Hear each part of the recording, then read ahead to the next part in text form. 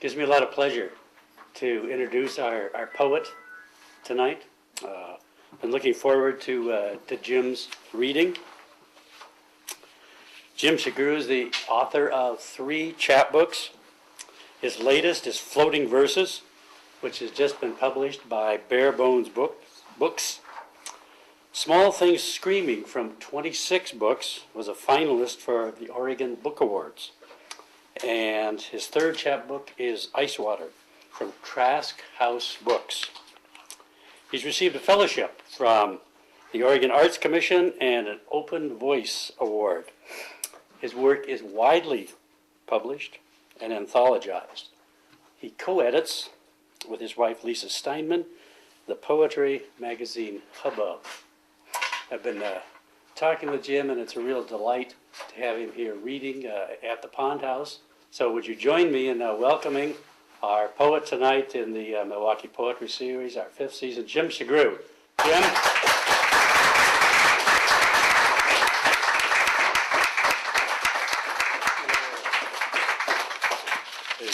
Thank you. Thank you, Tom.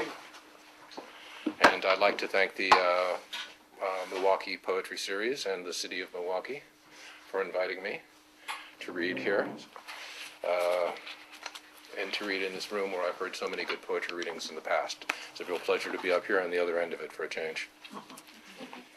Though not to say that I don't enjoy being on there. I'm going to start with a couple of poems from my first chapbook, Small Things Screaming, from 26 books, published by Dan Raphael, who has read here.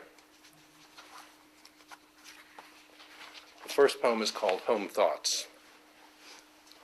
I have to remind myself of ocean, of stars, men and women who wake in the yawning dark, dress in sour clothes, and drive with coffee in hand and a rubble of dreams still settling in their heads, to mill and cannery and warehouse. I have to say out loud, river, forest, to make the taste of sawburn, oil, rosin, pine tar rise in my throat, a choking song. I've argued with my elements and won a fitful sleep. The world revolves around me like a drunk hotel room. I can hear the small things screaming in the hunter's moon. Carnivorous darkness lights my way. The tame world drowns in the sweat of an upturned palm. It breaks our spines like matchsticks, useful, used. That was a poem written in 1988 during a year that Lisa and I were in New York. And it was occasioned by going to hear a poet from the Northwest, Tess Gallagher, read. And the sense of the strangeness of hearing all of her Northwest references in the context of Manhattan kind of jarred me into having to come up with a poem. Let me get a drink of water.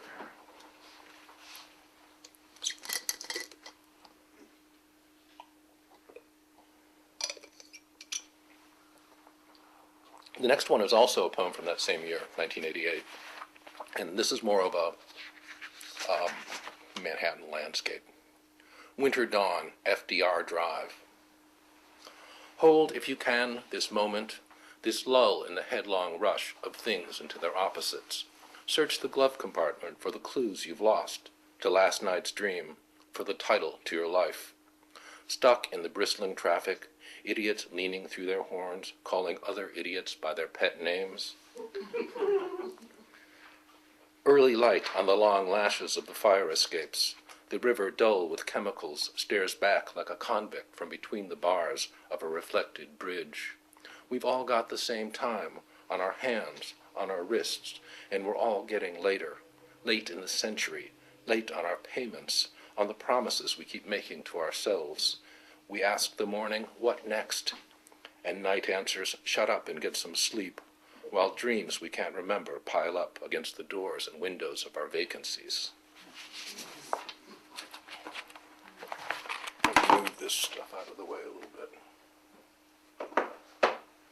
Next I'm going to read a few from Ice Water, Trask House Books, Carlos Reyes, who's also read here. It's a community.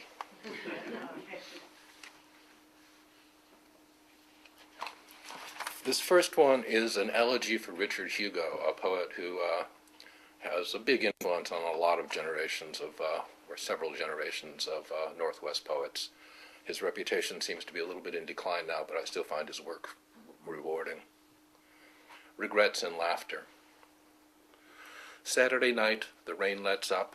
It's a new world and there's nowhere to go down all its clean, black roads.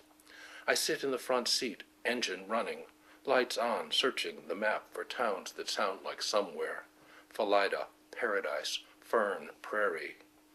Might as well go home and drink the good scotch we were saving for a guest who will never arrive. Might as well get drunk and sing along to the sound the night makes swelling. Like a lake we are sunk to the bottom of, swelling and contracting as we crawl the floor in our gaudy camouflage, while a scarred old fish in its jewelry of hooks rises through the liquid dark to take the bait of the moon. Hugo was an avid fisherman, I should mention to you, and also a little bit of a drinking person. And the last time I talked to him was in a church basement in Seattle after a reading, and he was, at that point, to try to slow his drinking down a little bit, he switched from Old Crow to single malt scotch, and that's the reference. So we had a bottle waiting. He kept saying he was going to come to Portland, he was going to come over to our place, and we were going to have a good conversation. And so I had a bottle stashed away, and that's kind of referred to in the poem. This is a poem from my father called Brands. My dad died really young at 51, and there are references in this poem to the fact that he was a boxer and a World War II veteran. Brands. We sat in the car in the alley behind where we lived, shivering as the heater did its best against the Chicago winter and the torn convertible top. I tried to convince you that I really liked the book you'd bought me in your drunkenness in need to reach the stranger growing out from under you. A book about cowboys. If it's too young for you, I'll take it back, you said. I shrugged in answer, afraid at your sudden vulnerability, of the hurt my silence called up in a face that had gone the distance with the world. I read that book 1,000 times and couldn't tell you, where was it lost? I'd go there now, down the maps of all those cattle trails, learn by heart the language of symbols seared in living flesh that tells what belongs to whom and where.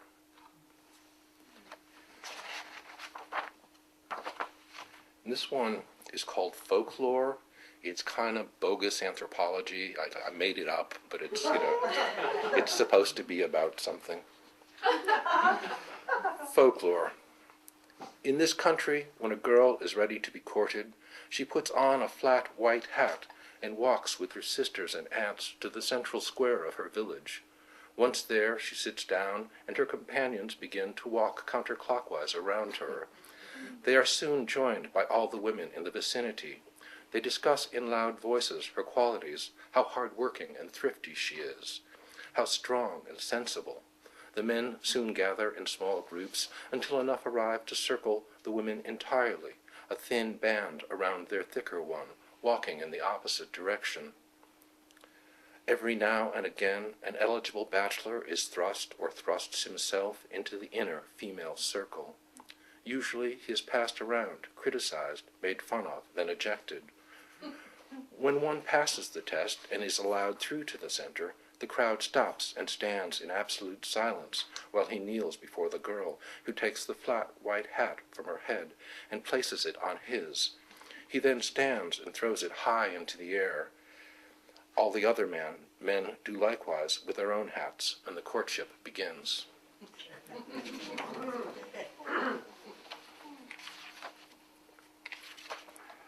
This one is called To a Dancer.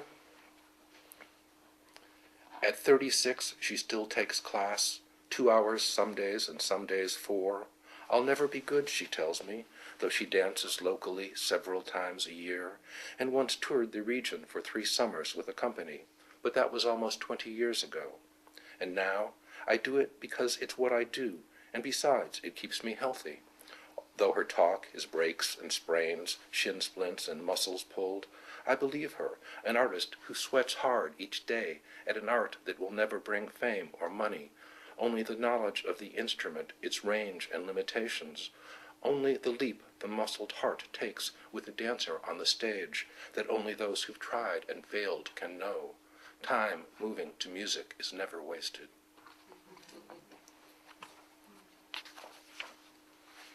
This one is called On a Photograph of a Severed Hand. I saw a book of documentary photographs about the early stages of World War II when the Japanese invaded China. It's called The Rape of Nanking. And in this book, I saw a photograph of a severed hand lying on a road. And it was so haunting, and I just couldn't get rid of it. And so I kind of wrote this poem to exorcise the image. And now I'm going to read it to you, so you'll have it all. On a photograph of a severed hand. What is the sound of one hand lying in the middle of a road, waving goodbye to its lost body? How has it come this far from a hand-to-mouth existence? How did it earn its crust of callus? Is this the right hand or the left? I cannot tell. This is a photograph of a hand. They could print it either way. I've never seen a hand, alone, open and empty in the middle of a road, and pray to the God they tell me has us all in his good hands, never to see one. I know what history is. Our hand-me-down bodies are mostly water, and we spend them in tears and sweat. Here is my hand. Take it and give me yours while we are still attached. And now from the new book. I'm going to read the first poem in the book. First of all, I'll explain the title a little bit. Floating verses are those verses that you kind of, folk singers and blues singers can plug in almost anywhere, Rye Whiskey, Jack of Diamonds, Cuckoo Bird, they just fit in everywhere. I've got a little explanation here that I looked up on the internet. Floating verses are lines that have circulated so long in folk communities that tradition-steeped singers call them instantly to mind and rearrange them constantly and often unconsciously to suit their personal and community aesthetics. And I've always felt a certain resonance for that kind of thing, probably because I repeat myself so frequently. This first one is called Now. I need a quiet line that stretches, relaxed across the breath, one that allows for digression and the telling of stories worn smooth by relation. I need words so old and simple in their usage that they almost mean the things they say. Dog and cat words, nouns as easy as pie, and verbs that give and go and say. I need to stand in the middle of what's left of the world, of towns that went broke or got burned or flooded out on company time. To say the names, like the secret names of lovers, to drink in each of the 16 bars no longer there on the main street of concrete Washington, and to come home knowing what it cost to have outlived my life. There is a town called Concrete Washington, in case you're... This one is called The Seductions of Memory. And there were 16 bars on the main street at one point, and now they're not. In concrete. It was a busy place at one point. I don't know if they're building a dam there or something, what it was. The Seductions of Memory. Each day is the bare mention of each day, the names of them, the names of months, the numbers of the years, our prayers we offer up, old mutterers, kneeling on the marble floor of memory, rehearsing our aches to slow the passage of the sweetness from our lives. There was a prefab metal barn with a room upstairs for a farmer's office where we made love summer afternoons in the stifling heat of 20 and August, the air outside holding its breath, the air inside as sharp as light. None of this ever happened. Nothing ever happened.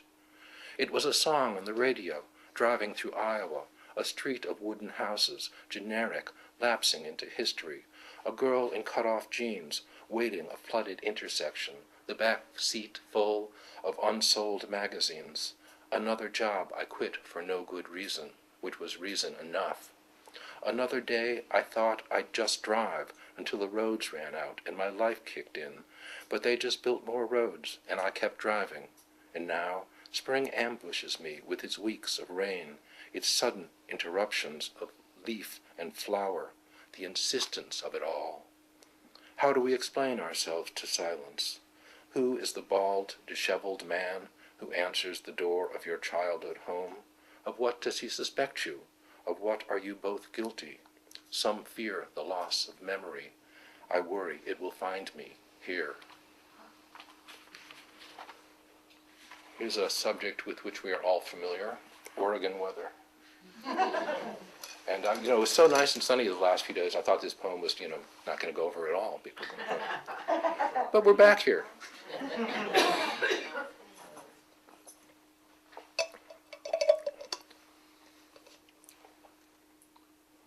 What are the seasons of this place?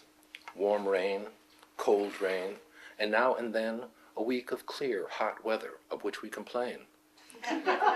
And once a year it snows, and everything stands still and smiles inwardly. There is no one to ask the names of the rain.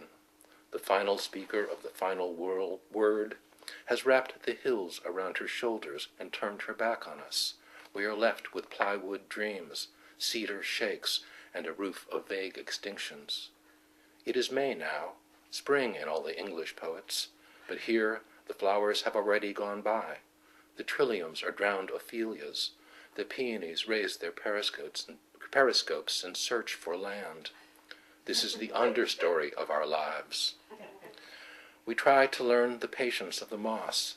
At night we close our eyes and almost sleep, while we're baptized with the nameless rain, floating in and out of deeper narratives across the darkness home.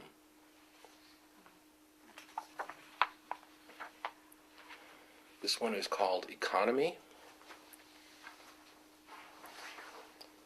We wear t-shirts with the names of places and things printed on them. They make their claims for us, what we own or would like to, where we have been or pretend to have been, which is enough as far as t-shirts are concerned. In much of the world, they wear shirts we discard or which, unpurchased, find their way down the cycles of reduction to them. The names of colleges and corporations become words, assumed with little reference beyond what fits or what the body in its day-to-day wears through, sweat and ocean, sun and others' bodies, putting on and taking off, using the foreign artifacts, making them do for local needs, for now. What does it mean to wake up and put on purpose, a shirt that says Old Navy, Nike, Hard Rock Cafe? What does it mean to wear the same shirt, thinking yellow, thinking blue, thinking nothing but a shirt, this shirt, my shirt? This next one is a poem from my mother, who passed away a couple of years ago here in Portland. Actually, her doctor's office was in Milwaukie, just down the street. I used to drive out here a couple times a week with her. And I noticed by putting together readings recently, the parallels between this poem and the one that I read earlier from my father. They seem to have some of the same structural and rhetorical gestures. I wasn't aware of that. But then again, they were married, and I'm related to both of them, so there's probably a good reason for it. Lists. A month since my mother died, I'm still finding lists in pockets. Kleenex, lunch meat, cookies, things I never buy. I'd get for her. I'd call from work each afternoon. Is there anything you need? Listen to her litany of grief. Shop for what she could remember to want. 7-Up and Tums. For 6 months we were closer than we'd been since I turned 17 and got the hell out of Chicago, and the lives that tried to make me one of them. And then, when she had nowhere left to go, I flew her out and found a home for her. And she hated it. Hated being dependent on the son she couldn't bully sense into. But then, she hated everything. And now I worry that I'm too much like her. That what I call standards are merely scorn. That my critique is just a way of hurting back the insult of my life. I walk the aisles of the supermarkets, past the donuts, incontinence products, and feel an absence I have never felt before. The judgment of the things I have no use for whispers after me, reminds me of just who and whose I am. Quitting. This poem, I was asked to send poems to an anthology of poems about work. And I sent them a bunch, and they sent them back and said, no, that's not right. So I sent them some more, and they sent those back too. And finally I sent them this one, which they accepted, which is a little odd to me because it's called Quitting.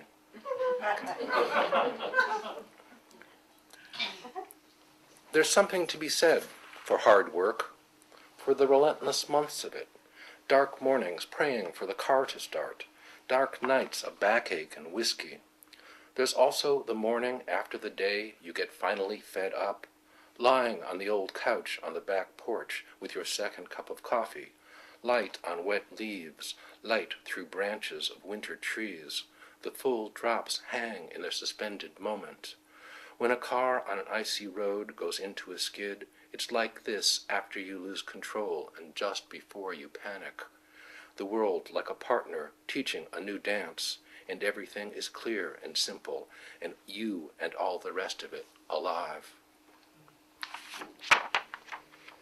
This is what I always call my country music poem, Thinking Tonight. It's a Carter family song. I will write this as I have written everything I have ever written that you or I might call in a generous moment a poem, to the tune of Wildwood Flower. One way or another I will twine it with my mingles. The night is vast and we are small, though when we raise our voices, less so seemingly, and the scratch of fingers over strings invites an opening that contradicts the closing tendency of things, that spirals out beyond the tightening grip of the matter of fact, the shutting down of definitions. There is another world beyond our world, and we put on our pilgrim slippers and set out for it, each time the tune remembers us. Remember me, our voices say, to the silence that they swim against, and these frail words that live in spite of history hold out their little hope. The next one refers in part to the other indigenous American music tradition that's been a big influence on me, jazz. Simplicity. The cat sleeps on the stove, for the pilot lights heat, and this I understand, for sleep and warmth are good. Nothing else is easy. It would be better if evil had an antidote, the idea of God perhaps, or merely human love. But we've seen too many Polaroids of love's and God's results, and worse, we've seen the lively traffic in them. Bunny Bolden learned to be afraid of everything, even his own cornet. The big sound that came out of the small horn could make people feel things, could gladden the abject heart, remind eternity the rent was due. We come to no conclusions except one, and nothing is resolved by that. Tomorrow, a new heaven and new earth. Tonight, the blues. I'm fond of islands. I like islands, especially islands where you can take ferry boats between them and the mainland. So I like Washington and British Columbia and other places. So that's what this poem is about. It's called Islands. I'm lonesome for islands, for ferries that edge into port like men crawling cautiously into bed next to their sleeping wives. Coffee in cardboard cups from the bait shop on the pier, the morning opening its wings to shiver off its drops of fog. I would live in the confusion of solidity and flow, where things are always on the edge of absence or arrival. Names are accidents the tide brings in and washes out, lost in the roar of everything, grating against the everything it aspires to escape and be. This one is called Tu, the Spanish familiar, T-U with an accent.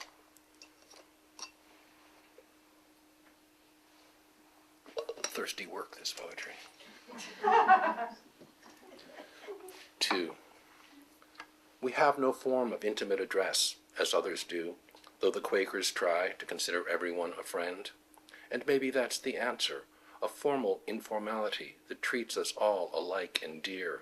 Yet still, I'd like sometimes a term to hold you closer, a gesture of inclusion there, each time we opened to each other, mouth-wise, body-wise, enough to overflow and take in everyone we know, close enough to call by their real name.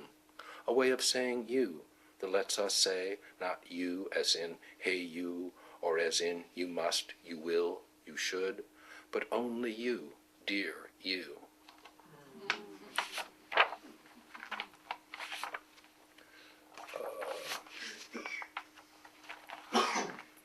This one's called Day Labor.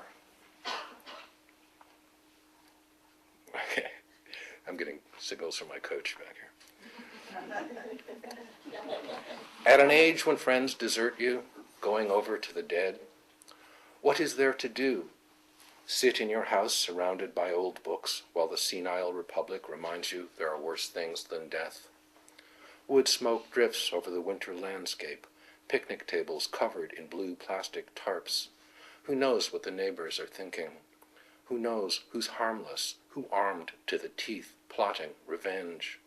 I watch the birds at the feeder for hours at a time, their appetites, their rivalries, how they survive the winter here, nervous, contemplative, a little, it seems, confused, but eating, living, being the one thought they have, and I am somewhat less than them, though I too serve to fill the cylinder with seeds.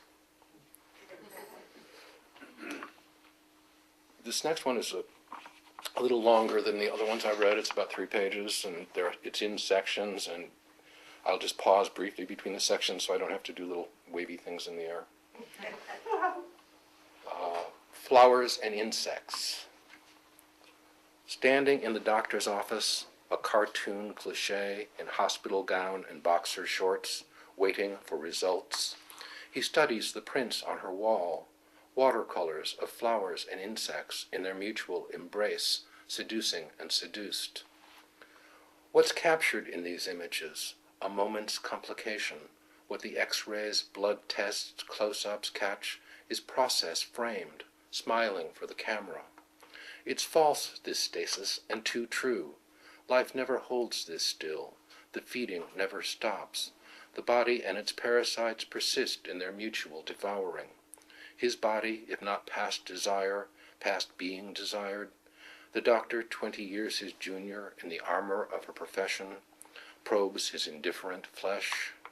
His life, her life, the lives of insects and flowers, the temporary and the ever-bearing, fill the gaps in the machinery of dying.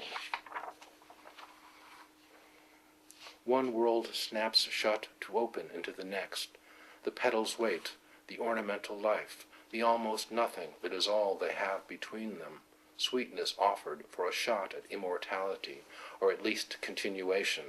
And not all who come to taste repay the gift, offer recompense for what they take. And all it is all we are, birds and bees, sex and death, etched into hunger, need, a hole in silence where a song can swim, upstream against the tendency of things to ripen and to rot.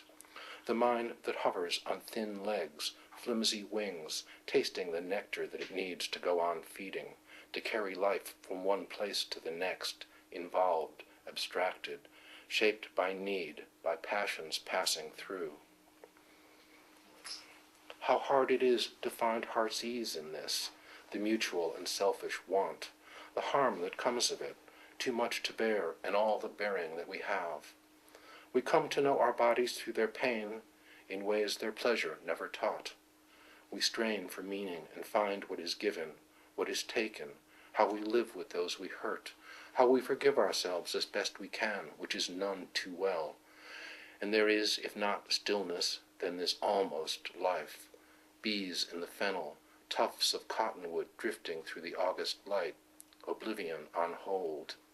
Bees, beetles, long-nosed flies, the sheen of wings, bristles coated in pollen, aglow with promise, all around us, in empty lot, in garden, overgrown or trimmed, this reaching, these epics, this romance, awash in purpose more honest than our own, though dreams are, sometimes, kind, and promise a beyond we might assign a better name to if we dared, oceans of forever where we drift, feeding and fed upon.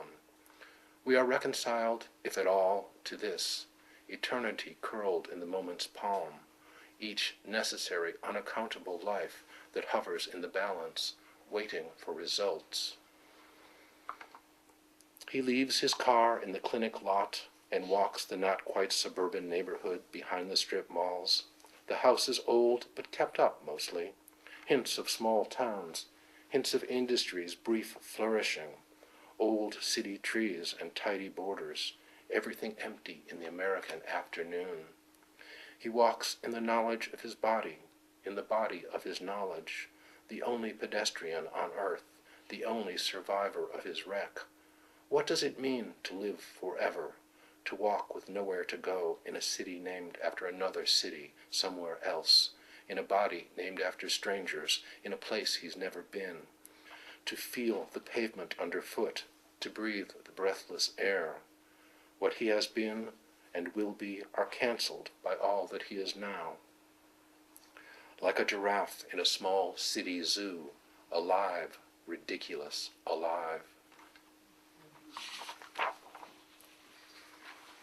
I mentioned earlier that I'm from Chicago. This is a kind of Chicago landscape.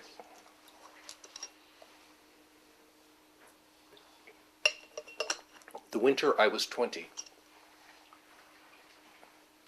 The winter I was 20, waiting for the draft, they had a show at the Art Institute of Le Donnier Rousseau, and ads for Paradise were pasted up on all the L platforms. Riding each morning to my job downtown, in the dull Chicago dawn, at every stop I'd stare into those jungle eyes, more real than anything I had in mind.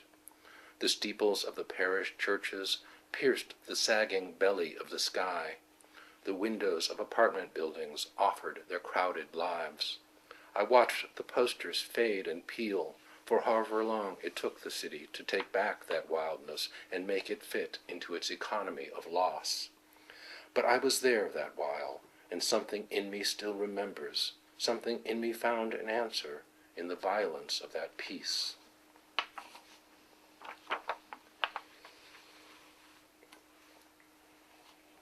Nocturne. She wakes in the night to a noise on the street, and I, sleepless beside her, rise on one elbow and watch with her, figures moving in the dark below. Above, the stars creep across the sky. The lights of a plane in contradiction pass. We sink back down into the confusion of our bed, the shallow dreams of early morning, the last few flickers of sleep before the day begins negotiating our surrender. I have forgotten what little I once knew about psychology, theology. All I know now is the broken promise of this flesh we keep believing, knowing better, knowing worse. This one is called Expropriation. You must not say China. You must not say Mexico, because to speak another's name is theft. But you must not say anything. And everything in all the stores is made in China, and the signs in the windows are Spanish. You are exotic in your bones. The names of everything will change as the nature of names. The things themselves will change more slowly, and you, melting like a glacier, will include the change. What will grow where you have been will be astonishing, and you will never know it. Styles of architecture, the food in the street carts, the melange of voices in the summer night, all this you were and are and will not be. The voice of exile is the voice that speaks in the creaking floorboards of the house you grew up in and out of and return to each night in dream, each day in eyes that catch at you in passing, little hooks that tear you into ribbons of hurt need, that whisper, here it is, come home to it, in all the languages you don't dare speak, in all the exiles to come. And I'm going to read 5 more poems, and I'm going to read some new poems next. But this is the poem that you have on the broadside, and it's the last one in the book. And you can all read along. Sub-vocally, perhaps, would be better, but recollection. For one brief moment, a grape rolls down the slanted counter, the colors too bright, the voices too loud, as I reach to grab it with one hand, the bunch held by the stem in the other, when the dream came back to me, and I remembered that room on the top floor of a place I lived in once, in another country, in what seems like another life, a room full of boxes and broken appliances, where I found a book with a light blue cover, and read it all one afternoon, and understood where and what I was, and what I had to do, and it was easy. The small city outside those windows, the high branches of the trees, all came awake, and were going to be always alive, and I was too, and then I caught the grape.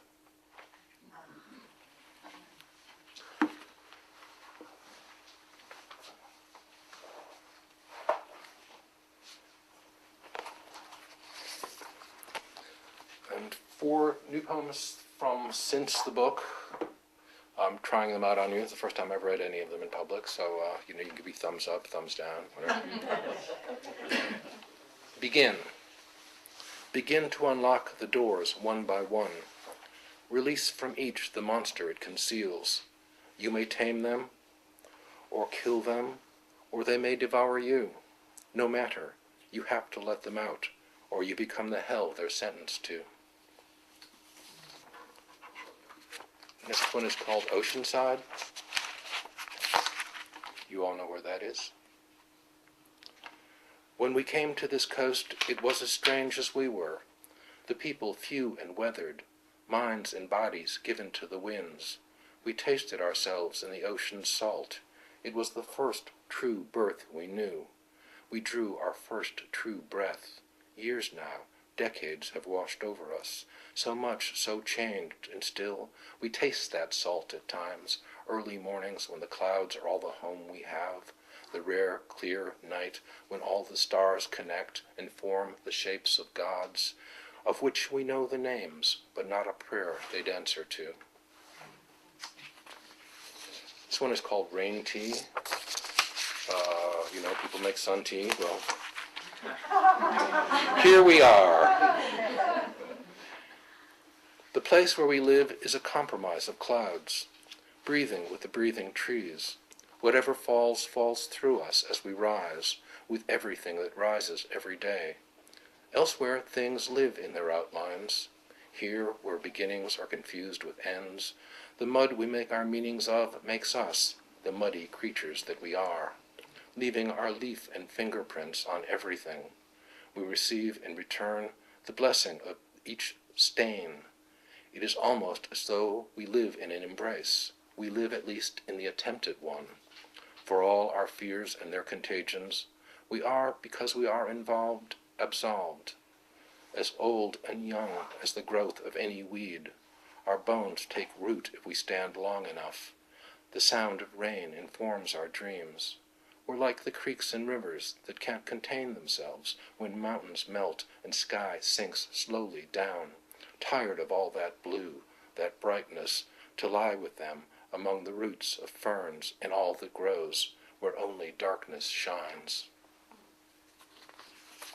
And the last one I'm going to read is these titles that could be anything. This last one is called Smoke Rose. I think that's the last one I'm going to read. I too once lived in a cold country where everything tasted of stove oil and wood smoke, where the houses were small and stranded on a prairie stretched to the horizon's curve. You'd wake there from a sleep profound as hibernation, every morning to a new world outside the frosted windows. Wolves at the intersection of a small, harmless street just stood there and looked surprised, or once a small herd of caribou startled through the snow-deep lawns, afraid of everything. Smoke rose some mornings straight from the little chimneys like exclamation points above our lives. Hands in layers of gloves shoveling out to the plugged-in car to start it, let it warm, while we drank our tea with dried orange peel, ate our buttered toast before the snowplow opened up the road and we were free to take ourselves to work or school or other heated buildings where we spent short days in winter's intransitive verb. And that's it.